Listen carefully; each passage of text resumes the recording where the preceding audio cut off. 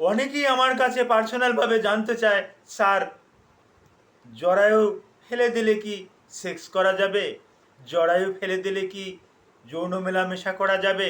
Doctor তো gynaecologist আমার আমাকে বলে দিচ্ছে যত দ্রুত সম্ভব আপনার স্ত্রীর জরায়ুটাকে অপারেশন করে ফেলেন। এখন অপারেশন তো করতে হবে। এখন অপারেশন করলে কি আমি তো আর কোনো দিন তার সাথে আর মেলামেশা করতে পারবো না। এ সমস্ত রোগীদেরকে বলি, আপনারা একটা চরম একটা ভুল ধারণার ভিতরে আছেন। অর্থাৎ আপনি তো যৌন মেলামেশা জরায়ুর সাথে করবেন না, আপনি যৌন মেলামেশা করবেন ভ্যাজাইনাতে, যোনিপথে। তো যোনিপথটা তো আর কেটে ফেলে দেবে না।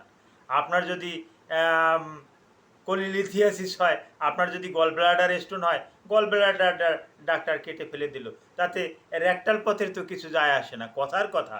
হ্যাঁ, তাতে তো ওই ওরাল ক্যাভিটির কিছু যায় আসে না, মুখ গহ্বরের কিছু যায় আসে না। হ্যাঁ, এই নস্ট্রিলের কিছু যায় আসে না।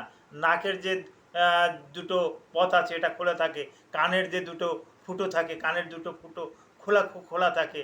তো এই রকমেরই তো ইউটেরাস রিমুভ করা হবে, যেটাকে চিকিৎসা বিজ্ঞানে আমরা হিস্টেকটমি বলি। এই হিস্টেকটমি করা হবে।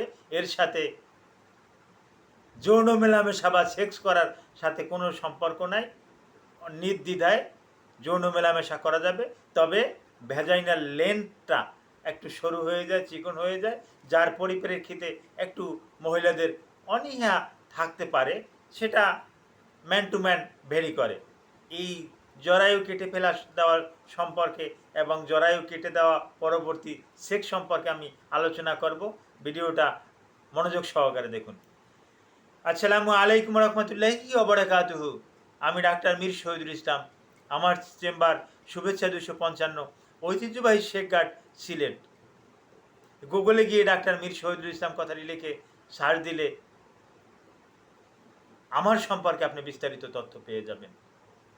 জি, অনেক রুগীরাই আমার চেম্বারে এসে থাকে, ফিজিক্যালি রুগীদেরকে দেখে থাকি, তারপর কিছু পরীক্ষা নিরীক্ষাও করাই। পরীক্ষা নিরীক্ষা করিয়ে দেখি যে এই জরায়ুটা আর রাখার মতন না। তখন আমরা বলি এটা সার্জারি ডাক্তার দেখিয়ে এটাকে ফেলে দিতে হবে। তখন অনেকেই বলে, স্যার এটা ফেলে দিলে যৌন মেলামেশা সেক্স করা যাবে কি না? অবশ্যই সেক্স করা যাবে, কোনো রকমের কোনো অসুবিধা নেই। তার আগে জেনে নেন কখন আমরা রোগীকে বলি যে আপনার জরায়ুটাকে রিমুভ করতেই হবে। এটা আমরা বলি কখন? জি, অনেক প্রতিদিনই কম বেশি রুগী পেয়ে থাকি। তার ভিতরে কিছু ফিজিক্যাল এক্সামিনেশনের রুগী থাকে, যাদেরকে সরাসরি না দেখলে নয়, ইউটেরাসের ইউটেরাসটা সরাসরি না দেখলে নয়, দেখতে হয় সার্ভিক্সটা কেমন আছে, এটা দেখতে হয়। রুগীর ভাষ্য অনুযায়ী সার্ভিক্সের ভিতরে কিটকিট কিরে কামড় দিচ্ছে, যৌনাঙ্গের ভিতরে কামড় দিচ্ছে, জ্বালা পোড়া করতেছে, পচা দুর্গন্ধযুক্ত রক্তস্রাব বাহির হচ্ছে। হ্যাঁ স্যার, আপনাকে দেখানোর জন্যই আমরা এসেছি। তো এই রুগীর দেখে শুনে আমরা ফিজিক্যাল কিছু পরীক্ষা নিরীক্ষা করার পর কিছু প্যাথোলজিক্যাল কিছু পরীক্ষা নিরীক্ষা দিয়ে থাকি। এই প্যাথোলজিক্যাল পরীক্ষা নিরীক্ষাগুলোর ভিতরে অনেক রকমের প্যাথোলজিক্যাল পরীক্ষা নিরীক্ষাই আছে। তার ভিতরে আলট্রাসোনোগ্রাফিতেই বেশ কিছু তথ্যাদি আমরা পেয়ে থাকি। যে তথ্যগুলিতে পেয়ে থাকি ফাইব্রয়েড পেয়ে থাকি, জরায়ুর একটা রোগ, ফাইব্রয়েড। হ্যাঁ, এডিনোমাসিস একটা রোগ পেয়ে থাকি, অ্যান্ডোমেট্রিওসিস এই সমস্যাটা পেয়ে থাকি। এইগুলোর উপরে কিন্তু আবার আমি আলাদা আলাদা আলোচনা পূর্বে করেছিলাম। এগুলো নিয়ে আবার অ্যান্ডোমেট্রিওসিস নিয়ে আলোচনা করলে আবার বড় হয়ে যাবে।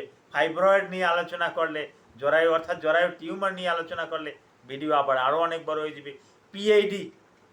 পিএইডি শেষ প্রান্তে এসে দেখা যাচ্ছে ওষুধ খেতে খেতে বিভিন্ন রকমের সমস্যা হতে হতে যে পিএইডি আর ভালো হচ্ছে না। এখন সর্বশেষ আমরা বলে দেই যে আপনি ওই ইউটেরাসটা রিমুভ করেন। এখন ইউটেরাসটা রিমুভ কিভাবে করবে? কত সিস্টেমে এই ইউটেরাসটা রিমুভ করা যায়। হ্যাঁ, ইউটেরাস রিমুভ করাকে আমরা কিন্তু চিকিৎসা বিজ্ঞানের ভাষায় বলি সিস্টেকটমি। এই সিস্টেকটমিটা কিন্তু 3টে ভাগে করা যায়। শুনলে আশ্চর্য হবেন, 3টে ভাগে করা যায়। একটা সনাতন পদ্ধতি। সনাতন পদ্ধতিটা কি? পেট কেটে, পেটটা কেটে ইউটেরাসটাকে রিমুভ করা।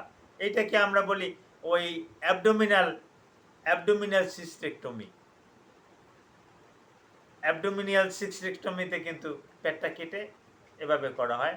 নাম্বার 2 আরেকটা সিস্টেক্টমি আছে। এটা হলো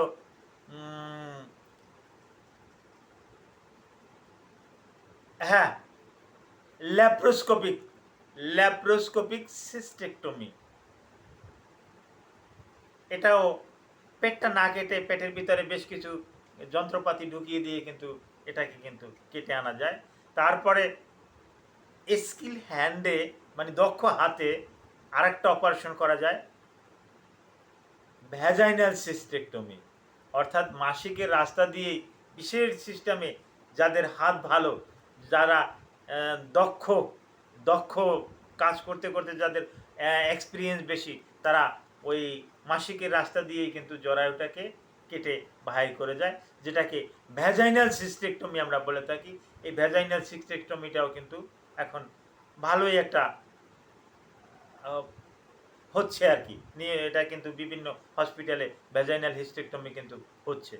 তো এই প্রশ্নটা কিন্তু ছিল যে ওই জরায়ুটা কেটে ফেললে মেলামেশা করা যাবে কি না। এখন আসল প্রশ্নের উত্তরটা দিচ্ছি, জরায়ু কেটে ফেললে মেলামেশা করা যাবে, স্বামী স্ত্রী মেলামেশা করা যাবে, তাতে কোনো রকমের কোনো সন্দেহ নাই। তবে এক্ষেত্রে কিছু নিট অ্যান্ড ক্লিনের ব্যাপার আছে, যেহেতু ইউটেরাস যেহেতু থাকছে না। ইউটেরাস না থাকলে সমস্যাটা হলো সে আর ওই সন্তান জন্ম দিতে পারবে না, কিন্তু মেলামেশা কিন্তু করা যাবে। এ ব্যাপারে আপনারা যার যতটুকু জানতে ইচ্ছে করে সরাসরি আমাকে নক করবেন, আমি চেষ্টা করবো আপনাকে দেওয়ার জন্য। ভিডিওর কমেন্ট বক্সে কমেন্ট করবেন, আমি আপনাদেরকে কমেন্টের রিপ্লাই দেবো। আল্লাহ সুবহানাহু ওয়া তাআলা সবাইকে ভালো রাখুক। Thank you all.